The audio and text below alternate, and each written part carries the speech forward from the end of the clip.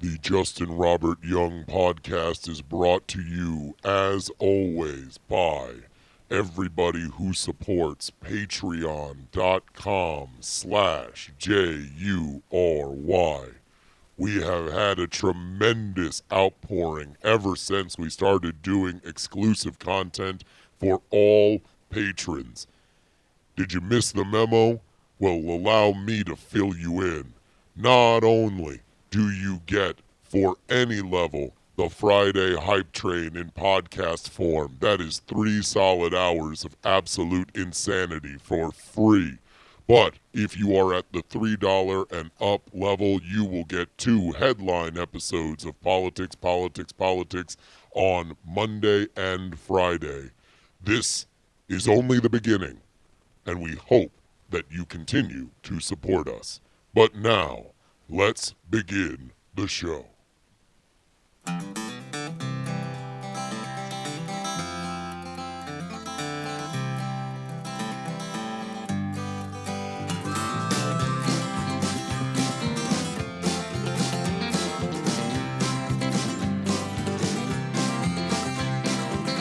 On the day that we met on the internet, I asked her for a photograph. She sent it over to me, said, I know it's ugly. And I said, girl, ugly ain't the half, look at you. Well, you got blue teeth and you only got 2 teeth, but I kinda like to see you smile. And it appears that over the years you've turned into a big old steaming pile. And she said, yeah, I know I ain't no supermodel. I said, you ain't a hand model, baby, but that's fine, 'cause you're pretty ugly by most people's standards, but you're alright by mine.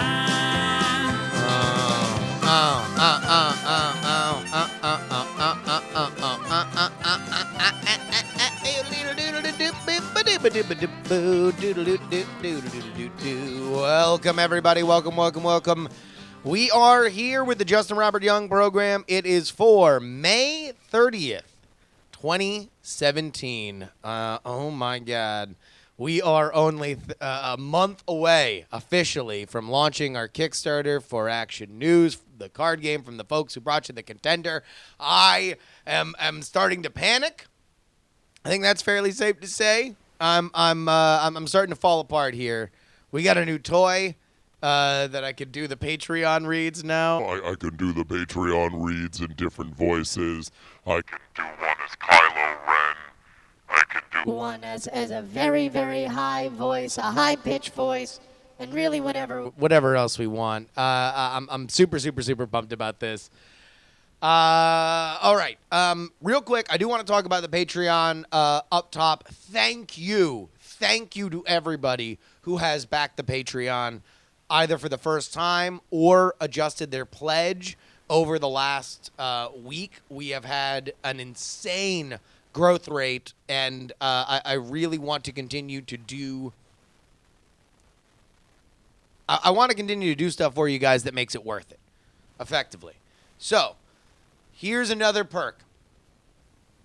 I was thinking about what I do a lot of podcasts. I don't know if y'all have picked up on this. I do. Whenever anybody finds out that I make money doing podcasts, I have to explain to them again exactly how many that I do. And they're like, oh, well, because everybody thinks that you just have one successful podcast. But no, I'm a middle-class professional podcaster. I got to do 50,000 podcasts to pay the rent. So I got a wrestling one. I got a comedy one. I got a storytelling one, which is what this is, a political one, tech news, whatever, man. I am a mile wide and an inch deep, but I hope that inch is sufficient, if you catch my drift. But there still, despite the fact that I do 50,000 podcasts periodically, I get people asking me, well, why don't you do a blank podcast? Why don't you do a sports podcast? Why don't you do, for a while, forever it was wrestling, and then I started doing a wrestling one. So, here's what I want. Anybody, this will go out to patrons, and I want anybody to vote on it. If I were to do a one-off, and I want the topic that you guys want covered and the guest, I will try to book the guest. I will do a pilot version of whatever kind of podcast you would like me to do. So, whatever that is, go ahead and email me in, justinrobertyoung@gmail.com. We'll do it, and then we'll put it up there on the Patreon. Thank you guys so much for supporting. So there we go. Yeah, we're already getting it. The Phil Kessel podcast, the Nugs cast, Christian music, puppet show, hobby train, celebrity podcast about rebuilding carburetors, a pilot podcast about pilots. We could just cover pilots. I will take any and all suggestions. We will decide on one as a unit, and then I will go ahead and do it. But in the meantime, just a tremendous reaction. Thank you guys so much for being a part of it, because it does mean the world to me. Okay, let's get into the show for this week. We got so much stuff that we want to get to. British Airways is having a meltdown. British Airways saw what was going on here in America and said, hey, hold my pint of lager. We've got a question about the ethics of when to go to a wedding from our own poor Sean. I got a story about the time that I was a regular at a Steak and Shake. And, of course, we have a story about South Koreans smuggling gold nuggets up their butts. And I kind of feel like there's no story that deserves to be talked about first aside from this one. So let's just go right into it. 51 male and female South Koreans are arrested for smuggling 2 tons of gold nuggets worth 77 million pounds in their rectums and private parts. This is a story from the Daily Mail. Let's read this story. Dozens of South Koreans were arrested for smuggling gold in their private parts over a 2-year period, local media reports. The smugglers are said to have sneaked more than 2 tons of the precious metal, worth around 77 million pounds, since March 2015. Male smugglers hid as many as 6 gold bars weighing 200 grams in their rectums, while women stashed it in their vaginas. I mean, nobody double dipped for the ladies? Nobody, yeah, it's a literal butt ton. It's a butt ton. At least 51 people, including several housewives, were arrested at Incheon International Airport early last month, the Korean Times reports. The value of gold confiscated by the police was the highest in a single smuggling case. Smuggling happened from March 25th, and the gold came from Tokyo and China's Yantai. Korea's gold price is reported to be higher than other countries because of the 15% tax imposed on the metal. Here's a quote from the Korean Customs Service. Gold smuggling is a business. People can easily make money because of the price gap. As our crackdown gets tougher, smugglers are also getting more sophisticated in hiding gold or other jewelry products that they would like to bring in. He went on to say that the KCS was preparing to launch a special task force to bring an end to illegal gold smuggling. I mean, I guess since apparently the smugglers have already taken advantage of the end, they want to really get to the bottom of it, right? Because when it comes to gold smuggling in Korea, the truth is always in the middle.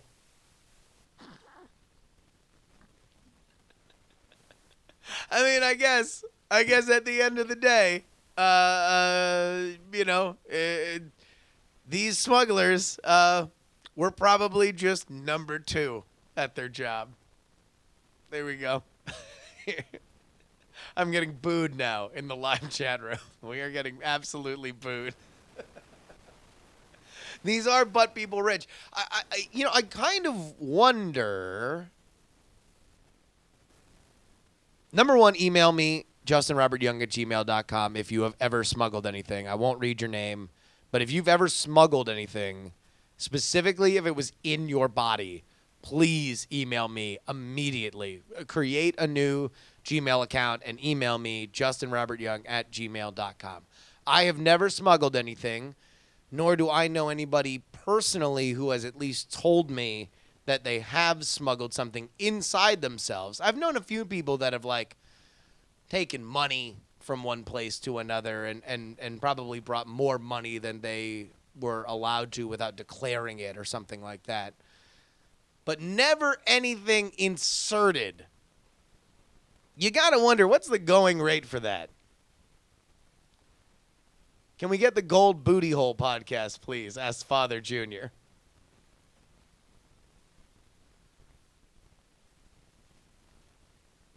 Man, it looks like there are some real feet shufflers here in the live in the Twitch chat. They are curiously quiet as far as there's got to be at least somebody who is watching me right now, either live or recorded or listening to me to the sound of my voice that has smuggled something inside their butt. There's got to be. Because I really don't know where else to go with this aside from the puns, except for the fact that it's an amazing story. And people will always exploit market inefficiencies. This is just the longest example of, like, hey, wait a minute, there's a price difference between China, Japan, and Korea when it comes to gold. Oh, I know what I'll do. Me and a bunch of friends will just start taking flights between China, Tokyo, and Seoul, and we'll just jam a bunch of nuggets. I mean, but they were saying that there were bars. There were like bars up. As many as 6 gold bars hidden in a butt. That's a hell of a butt. I mean, that's like a TARDIS level butt. There is like, that is bigger on the inside.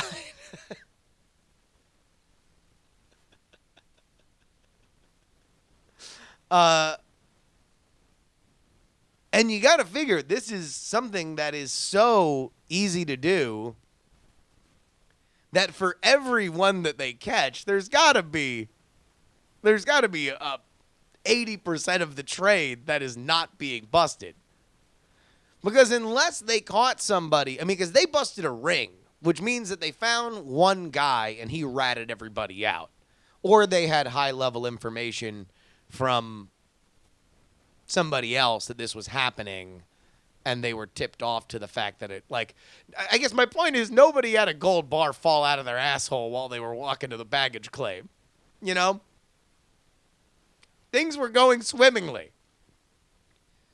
Hey, go ahead and get to the Ramada, shit out these gold bricks, and then you can hit the metaphorical bricks right on back to China so you can load that ass up with another couple gold bars. Just do me a favor, pop a squat ear in the Ramada bathroom, and then I'm going to go dive through your treasure haul as if I'm some sort of bizarre Scrooge McDuck character.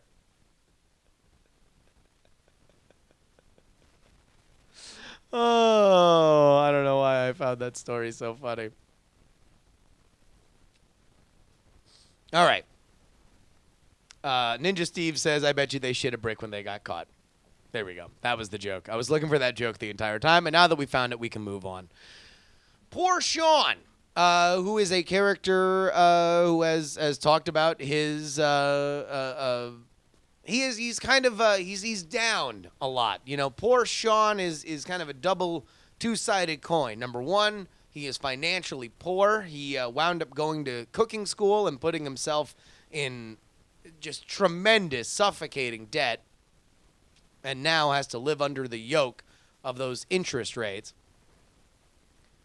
and is understandably down about it.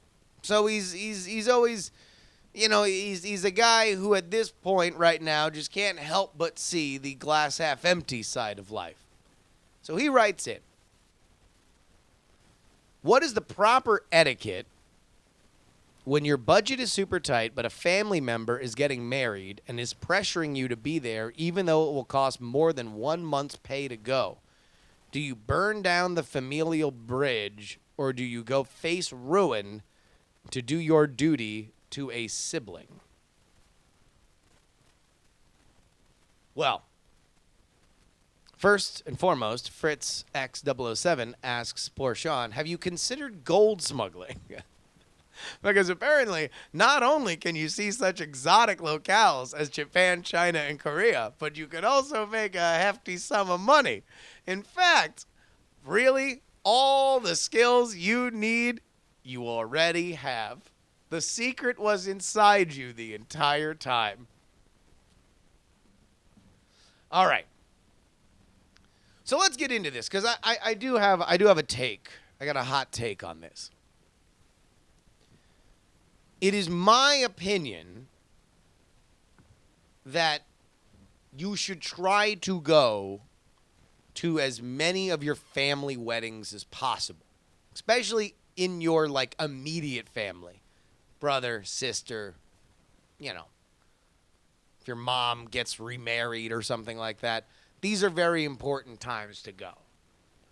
Now, I would make the argument that over a long enough timeline, strong relationships with your family are more financially valuable than whatever that 1 month salary would cost, right?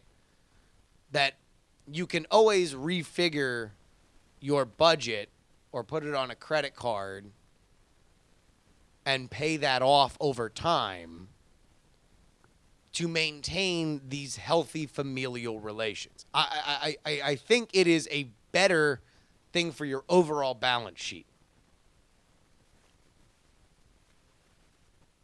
Now, I am not saying this as somebody for whom, aside from raising me, obviously, I have very rarely just gotten money from my brother or my mother, who are primarily my family.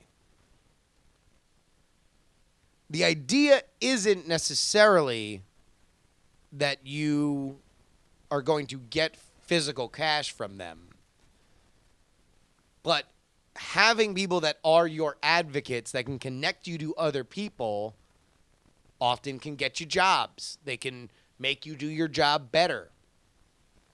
They can bolster your reputation. They can get you a recommendation. Stuff like that.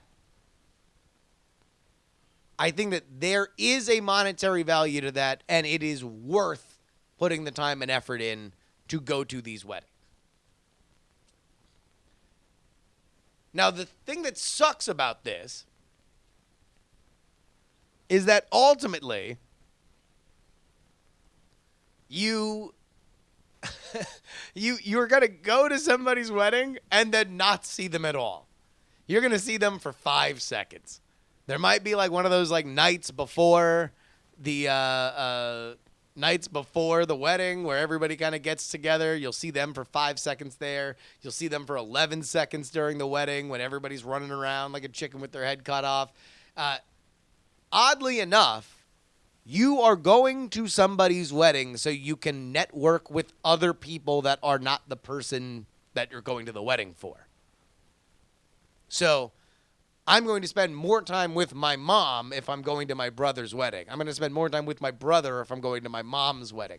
And yet, as everybody gets older in life, especially if you don't live near your family, you could probably fill a Subway punch card with the amount of times you are earning or renewing your bond with them.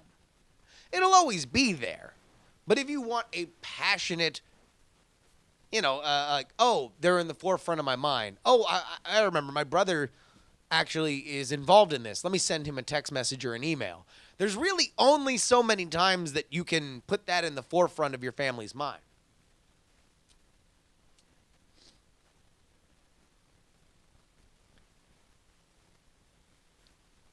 These are important to me, but that's me. I would suggest that poor Sean put together the money. It's going to be painful. And if you need a little scratch, then I would say you go to your family and say, hey, look, I really would like to do it. Is there any way that somebody could spot me for gas? Let me stay in your hotel. Just try to make it work. Put the effort in. And also, here's the other thing. Even if you're not going to go, if you know in your heart of hearts it's just not going to work, the idea that you are trying to make it work, I think does mean something. That also binds you to people. I'm kind of a sucker for weddings, though. I really like going to weddings. I think that they're fun. I like dressing up, I like being around people. I like being around my friends. I like meeting new people.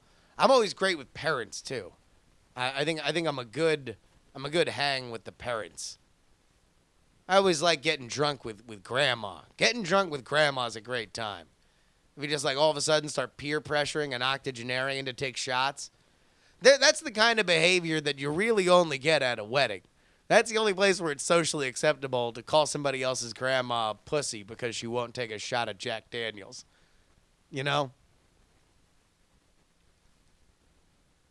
That's what you want to do. TVC God in the Twitch chat says, binds you to people like the Nazgul were bonded to Sauron? Yeah, effectively. Speaking of Sauron, this has been a very, very, very, very, very bad year, 2017, for airlines. I have noticed more airline-related stories and hatred in my feed than ever before. We had the dude getting straight drug off the plane for United. We've had people getting kicked off, just general terrible behavior. Somebody on Southwest was threatening to fight a passenger. Is it just me or does it seem like there is just something's happening? We're having a moment as a culture where we are wondering aloud what the role of the airline is in our lives and whether or not we like it or we don't like it. I was listening to the Dan Lebitard podcast, which I love, one of my favorites. And they went off on just airlines in general. Which, sure, airlines kind of suck. But ultimately, you can complain about the seating. You can complain about the fact that you got to pay for everything now. You can complain about the lack of overhead space or underhead space. You can complain about the division between first class and coach. You can complain about how tiny the bathrooms are. You can complain about the lack of consistency in the pricing for the Wi-Fi. But here's the thing that you can't complain about. You absolutely cannot complain about this when it comes to airlines. The fact that they get you from one point to the other in a manner faster than every other mode of transportation. They're pretty much the kings of getting you from one place to another. If you're going to ultimately look through the gigantic menu of options, okay, I need to get from San Francisco to Chicago. Okay, well, I can take a train. It's going to cost this amount of money. It's going to take me 3 days. Well, I don't know if I really have 3 days. I kind of got to get there by tomorrow. Well, you can drive. But that's probably going to take you about a day and a half if you don't sleep. Oh, all right. Well, that's really not all that good. You could walk. That'll probably take you close to a couple months. Hitchhike. That'll be like driving, except you might get murdered. Well, what about flying? You wouldn't want to fly. Why? Well, oh, wait, hold on. I can just do voices for this. Hold on. Wait a minute. No, you definitely wouldn't. You wouldn't want to fly. Why wouldn't I want to fly? because there's really, really, really a small amount of foot space. Oh, geez, that is a problem because I'm probably going to be like, to go from Chicago to San Francisco, I'm probably going to be there for 10 hours, 12 hours. No, it's shorter. Really? So it's less than half the time that it would take for me to get there by other modes of transportation? Yeah. About it's probably about like 2.5 hours. The what now? 2.5 hours. 2.5 hours from one place to another? I mean, sure, I would like to have more foot room. I'd like to have a roomier bathroom. I'd like to have food brought to me that is something other than peanuts. I would like to have But wait a minute. There's something that you don't know. What's that? The Wi-Fi, it's not accurately priced. In fact, you could get on one plane and it's $8 an hour, but on another plane, it's $5 or $12. You never know what it's going to cost. You mean it also has Wi-Fi? Oh my God. So there's a lot of hate. For airlines. And now, after the American airlines, although not American Airlines, oddly enough, but the airlines that are based in America, have already just embarrassed themselves with a series of viral videos, there comes a lone voice from across the pond, whereas we think that we have totally acted the fool. It is British Airways that says, "Hey, mate, hold my lager." Here's the commentary from CNBC. British Airways computer chaos threatens the brand of the world's favorite airline. Here we go. British Airways enjoyed record operating profits in 2016 thanks to increased passenger numbers, low fuel prices, and the post-Brexit referendum collapse of the sterling. But from a cost perspective, the airline's greatest single line item, apart from aviation fuel, remained its staff, accounting for roughly a quarter of total operating expenditures. So nobody should be surprised that the company sought to improve its margins by reducing headcount, or as the airline euphemistically describes it, embarking on, quote, a series of transformational proposals to develop a more efficient and cost-effective structure. But as the chaos of the last few days has shown, BA's decision to spend £124 million on severance packages for hundreds of staff last year seems a lot, at least in the short term, to have been money well spent. An ever-increasing number of the firm's IT systems have been subcontracted out to third-party companies, many of them overseas, a move that has prompted airline employees' unions, the GMB, to blame this weekend's computer outage and subsequent PR debacle on BA's decision to axe and outsource British IT jobs. Well, how bad could it be, you ask yourself? How bad could some computer systems going down be for British Airways? Well, apparently it was so bad that they had to completely abandon anything that had a computer screen. They literally had a dude out at the terminal with a whiteboard that would just get radioed back and forth like, yeah, the 1205 to Portugal has left. Let's go ahead and write in the 706 to Miami. They totally went down. It was a absolute cluster F. Which, I mean, I don't know what's going on. Like, have we just entered in? Can somebody try to find me a shot of their whiteboard? Just search British Airways whiteboard so you guys can get a look at, get a gander at this whole thing. I am fascinated with why things in our common cultural zeitgeist tend to stick and why they go away. Why some things are a story for a day and some things are a story forever. And I got a theory. Let me spit this theory here at you.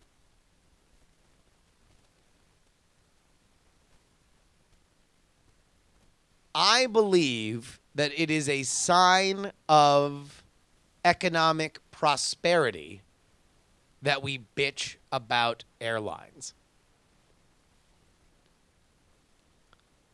I think it is a sign that we have. Oh Jesus! Look at some of these pictures here.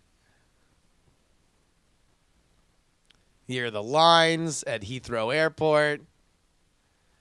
These are all the luggage that could not be boarded on appropriate flights. For those of you listening, I will put this link in our show notes. But oh my God, it is stretched as far as the eye can see. Apparently, some passengers had to leave their checked luggage at Heathrow Airport. So BA would, I guess, have to just find your luggage would eventually find you somewhere. So it's like you can get to Miami on time, but your luggage, nah, not so much. We'll find you. Don't worry. We'll catch you at the pool. And here we go. Here's the whiteboard. Oh, this poor lady. There's just this poor lady. She's got her back, she's writing on the whiteboard, and literally everybody else is just staring daggers at her. Everybody else is just like, when's my flight taking off? I need to know right now.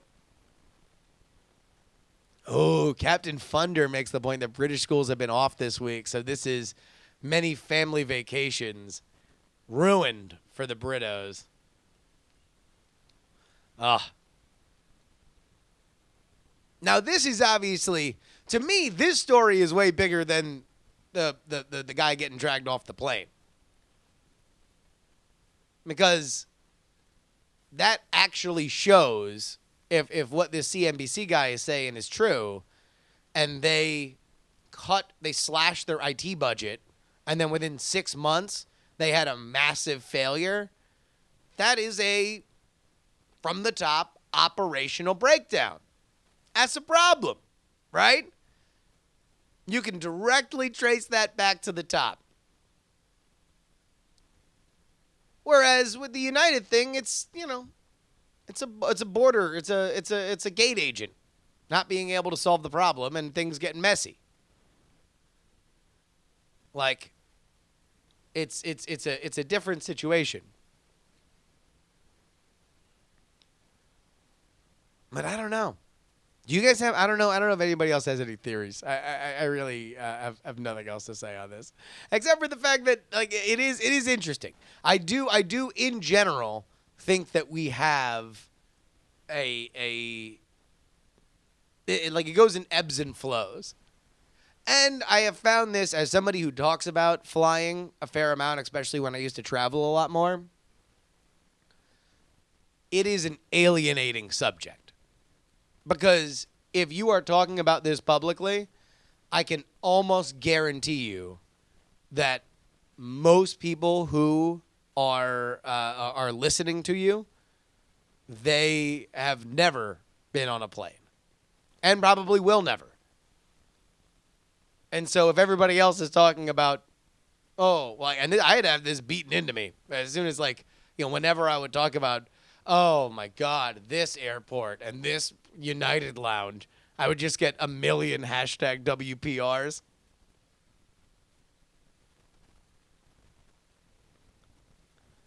Father Jr. in the Twitch chat says, if they just punched a guy, they would only be in trouble for assault instead of systematic business failure.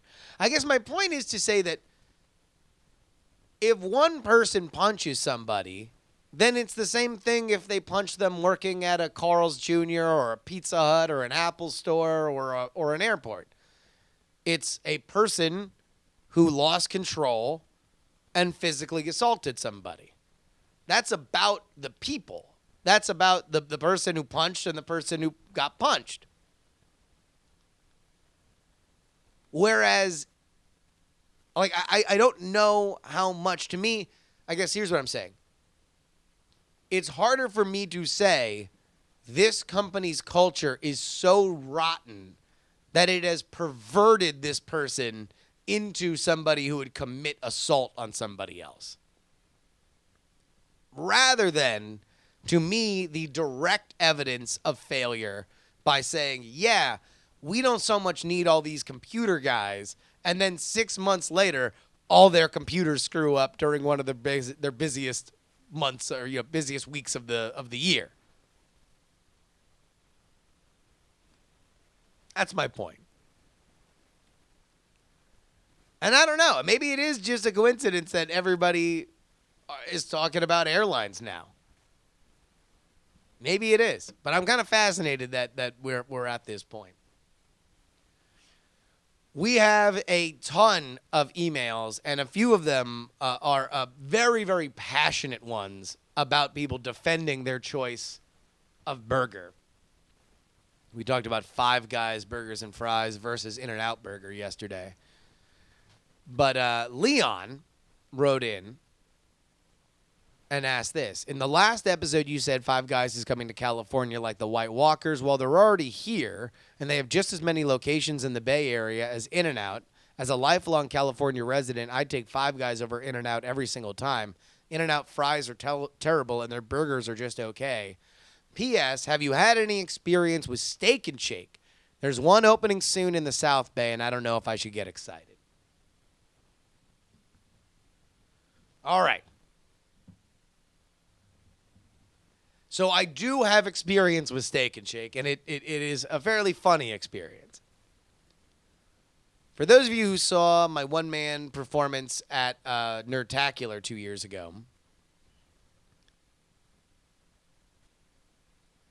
you heard a story of when I used to live with a bunch of my friends in Orlando. This is in that time period. Normally, because I was sleeping, so just a quick recap, I was supposed to sleep in a friend of mine's room of an apartment that had 5 rooms. And the goal, the hope, was that my one friend was going to stay and finish summer courses in Tallahassee at Florida State University. I would be able to sleep in his room while he was not there. And then periodically on weekends, he would come down and, I would sleep on the couch. So one of those weekends was right at the very beginning. He comes down. We have a great weekend partying. And he's like, you want to know what? I'm not going to do my classes. I'm going to stay down here and party all summer. And I'm like, great. Also, that means I sleep on a couch now for the entire summer. In practicality, this meant that I was very often the last person up. Because you can't exactly sleep on a couch where everybody's currently hanging out. This often led to the fact that at the end of nights where there was copious alcohol and some medicinal being medicined, I would talk with my buddy Mike Rio, and we would decide almost routinely every night that we would go to Steak and Shake, which is right around the corner. I assume it's still open. It's the Steak and Shake right by the University of Central Florida campus. Steak and Shake has 2 happy hours. One from, I believe, 2 to 5 in the afternoon and 2 to 5 in the morning. We became happy hour regulars. It was a fantastic relationship between us and the night crew of this one specific Steak and Shake. We'd show up. We were loud, very loud. And I can remember few things. I had to text my buddy Mike and ask him. Here's what I texted him yesterday. I said, Mike, do you remember anything? Do you remember any fun stories from when we used to go to Steak and Shake trashed at 3 a.m. every day? He goes, no. I was a little fuzzy. But there was a waitress. We wound up having a waitress, and she was either in high school or a mother of 3 or both. I don't know which, but I know at least one of those 3 things are true. That she was either in high school, working a very weird summer job, or she had 3 kids. And in Central Florida. So come on, you can never rule out the little gray area of that Venn diagram. But I have never gotten food served faster. Never gotten food served faster. Because they wanted us to get the hell out of there. As like any time that we were still in the Steak and Shake was a moment that something could go wrong. So at the second that we walked in, they had memorized our orders because the orders were almost exactly the same. And they would just be like, the same, yup, only, nobody else is there. They'd fire everything up. It was breakfast food, so it would usually go pretty quick. Boom, they feed us, they get out of there. But a funny thing happened after you show up to the same Steak and Shake over and over and over again, completely trashed every day at like 3 o'clock in the morning. And that is eventually we grew a bit of rapport with them. But we didn't grow rapport with us. Like if we had run into them sober, I don't know if we'd know what to say. But drunk, them being sober and us drunk, oh, it was just, we'd walk in. We thought we were being very charming. We thought that we would be cracking jokes and trying to, make fun comments. I'm sure we were just absolutely slurball obnoxious. But the one thing that did happen is they eventually became our Supreme Court. So if there was ever anything, a hypothetical that had started an argument, some kind of judgment on one's character, eventually we would just bring it to the oracles. Specifically the waitress that was either in high school or a mother of 3 or both. Lon says that's quite the accomplishment, being unsavory at Steak and Shake. So yeah, we went there. I wish I had better stories of it, but I will say this. Steak and Shake, pretty rad. It's about as cheap as you can get for sit-down food, but not specifically fast if you get it in the drive-thru. Burgers are good. Usually go with the double. I'm not a huge fan of the chili 5-way, but they do it. Some people really love it. So go ahead and check it out. Let's get into the rest of these emails. We will continue with the burgers. Again, JustinRobertYoung@gmail.com. The emails are brought to you by stickersordIAF.com. That is where you can get Diamond Club stickers, and you can sign up for our mailing list, bit.ly/stickersordIAF. That is all lowercase. And every week, a new subscriber to the mailing list gets free stickers. This week's winner is Tyler. Thank you so much. Go ahead and get back to me on your address, and you will have free stickers on the way. Let's go ahead and check out our Burger War emails. Frozen Summers writes, now I have nothing to add on what burger is better since I'm in Australia and I've never had a Five Guys or In-N-Out or Wendy's. Wait, they don't have Wendy's in Australia? What the fuck? That's a huge oversight. Summers goes on, but In-N-Out has done a series of one-day pop-ups in Sydney to gauge the worthiness of expansion to Australia. We're talking iPhone-level queues just for the possibility of getting a burger. In related news, Carl's Jr. has recently opened 2 stores in Australia. Not that any of this matters because I'm a vegetarian now and we already have Lord of the Fries. No idea what that is. Alexander writes, face it, In-N-Out has a mediocre quality, vastly overhyped burger. Five Guys has a disgustingly delicious, build-it-yourself greaseball from heaven. In-N-Out deserves to lose the title for no other reason than their pathetic excuse for fries. He then goes on to say, ketchup on a hot dog, you vile heretic.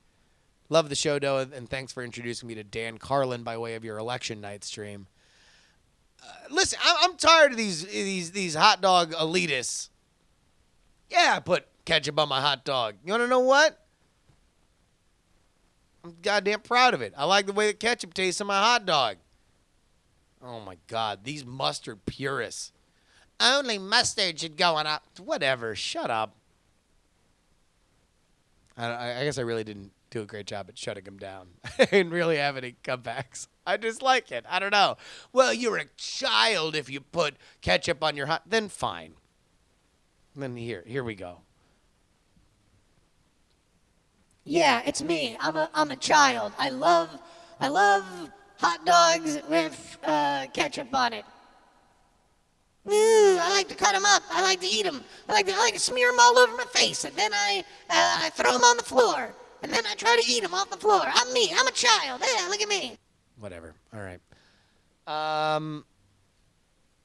Scale. Writing about our question of whether or not dragons are for white kids. Scale writes, I went and read the article by Ruiz. The guy didn't sound like a person of color being oppressed. He sounded like a shitty DM. In fact, he sounded more like the Sun Hat lady, claiming some ridiculous racial bias when in reality they were just being obnoxious. So his players didn't want to learn Spanish for a game of D&D. That's not indicative of them fearing a Spanish takeover. They'd have the same reaction if you arrogantly expected them to learn French or German. The whole point of the game is that it's an escape from reality. Furthermore, all the examples he gave of this whiteness in nerd culture were from racist reaction to Hispanics. The no speaka the taco conversation was a Hispanic talking to a Hispanic, as were his friends who thought he was being too white or forgetting where he came from.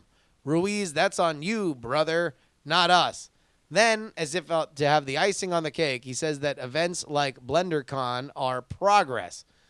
Motherfucker is advocating for segregation and thinks that process. Goddamn. Nerd culture is and has been and always will be the most racially open subculture. We've got games and movies and shows and stories from all over the world. This butthurt motherfucker needs to lighten the hell up. Well, as far as lightening the hell up goes, Scale, I think one doth protest too much. Because you seem a little ratcheted up about it. But I will say this.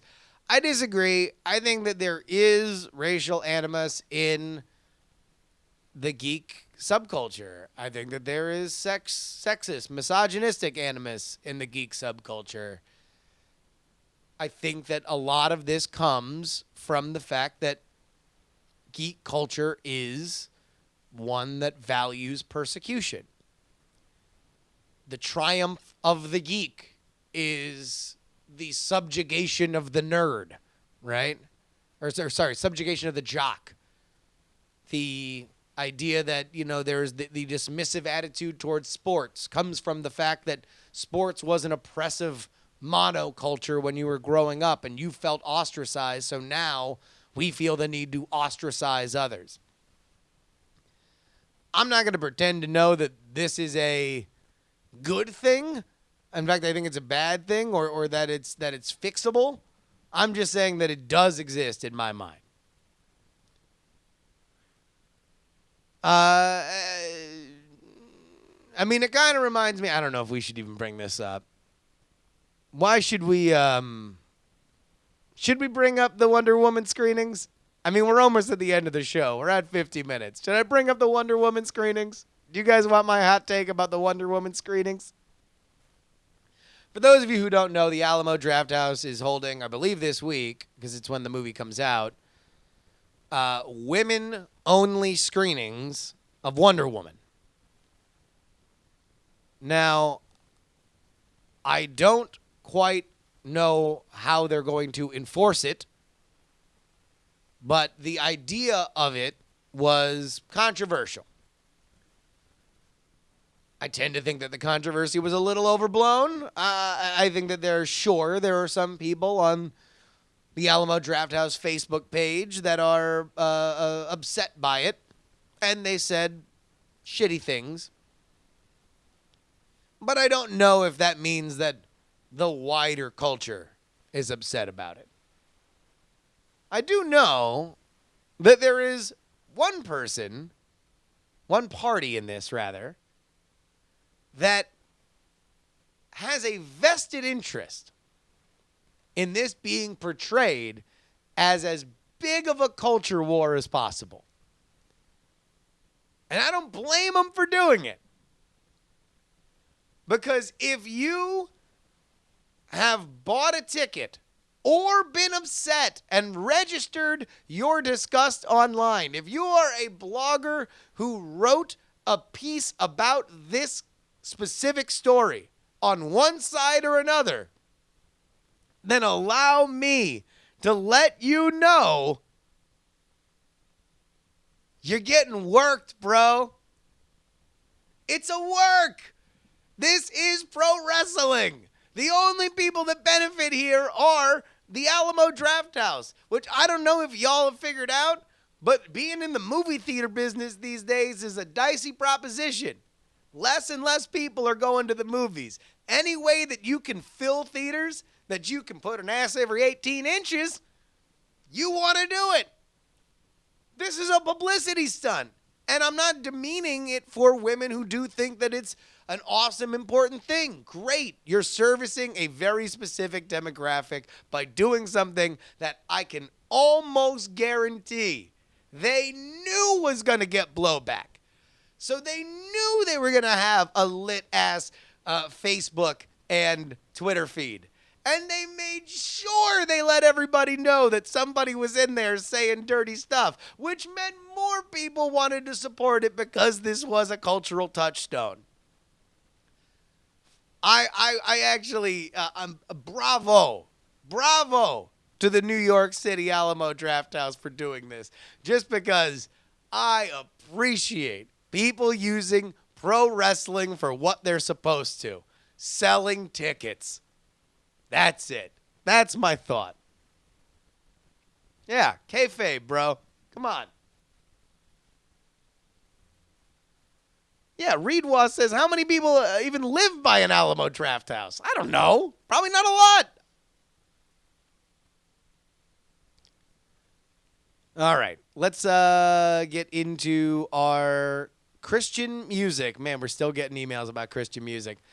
And by the way, I appreciate everybody sending me playlists and big lists of YouTube videos and everything. I think I've hit the end of my research phase when it comes to Christian music. I think I've listened to enough Christian music. Evan writes, I believe that you've been led astray from what Christian music can be. Oh, this is a great email.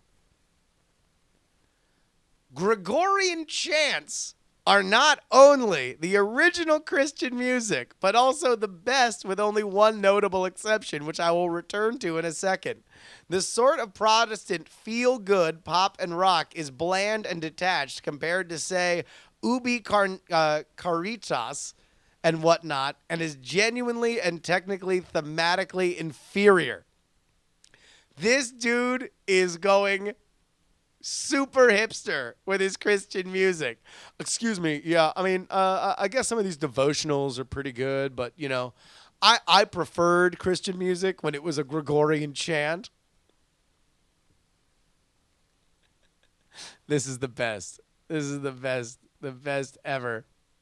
He goes on. This comes from a Catholic guy about to graduate high school, so take my opinion with a grain of salt. But when you remove the classical elements and modernize Christian music, you take all the bite out of it, and everything is watered down. I'm trying to get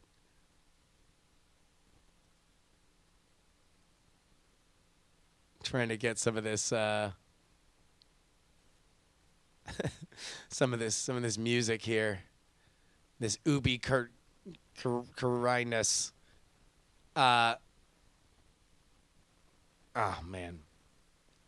I'll tell you, we're going to have to move on. By the way, how baller is it that this kid's in high school? Evan, you are the emailer of the week. Congratulations. He goes on to write, as a general rule, the more Latin there is, the older the tune and the lyrics, and the better the song goes. This is just so amazing. So amazing. I gotta try to find. Here we go.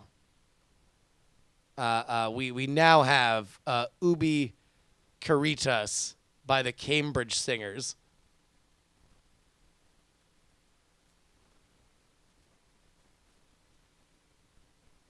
Uh-oh.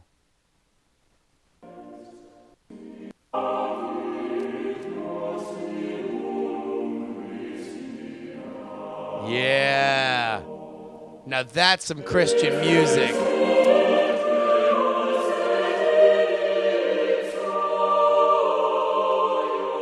Lon Meg says, I didn't get into Gregorian chants until college. This kid rocks.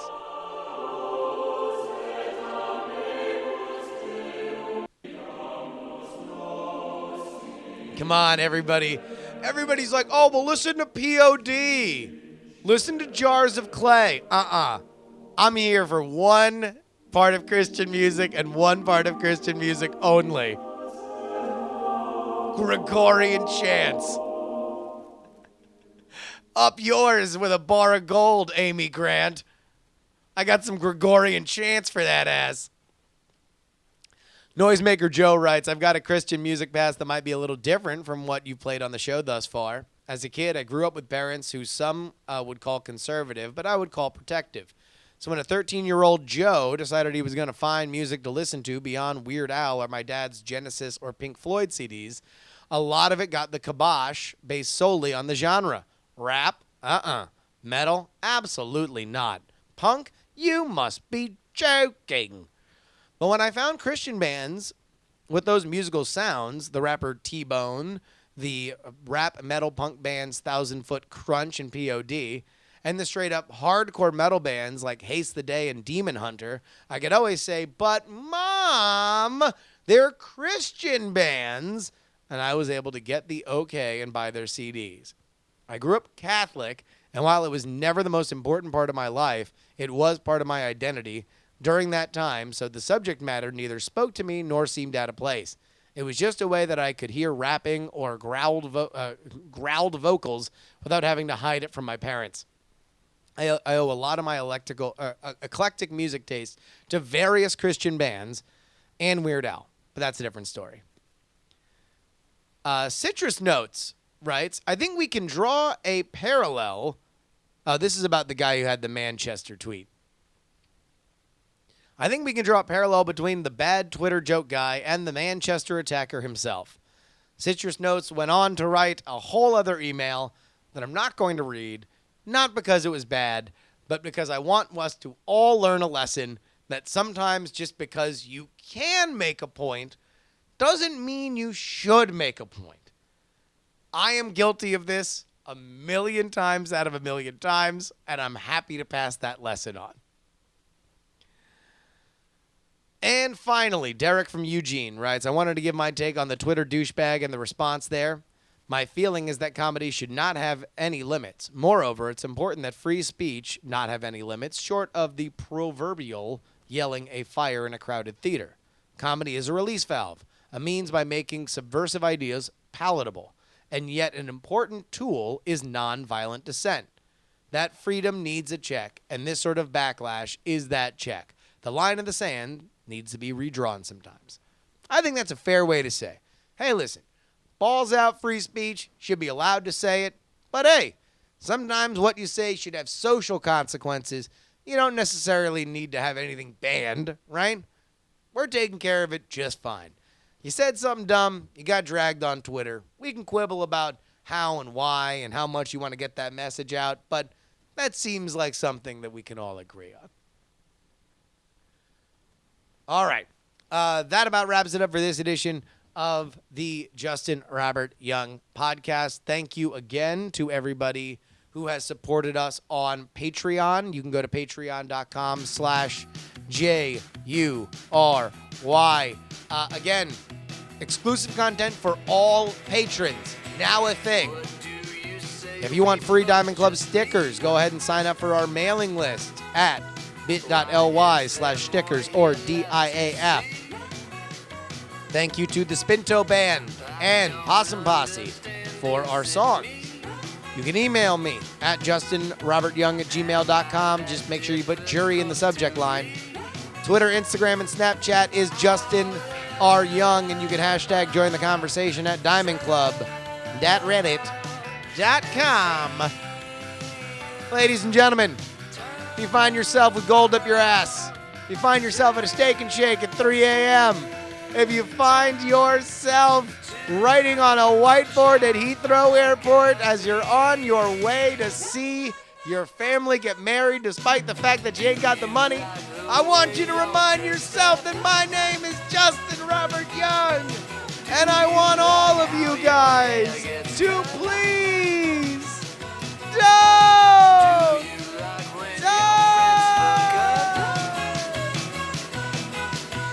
Don't you think you have had enough? I'll read more advice till something sounds nice, but line by line just shines back at me. Diamond Club hopes you have enjoyed this program.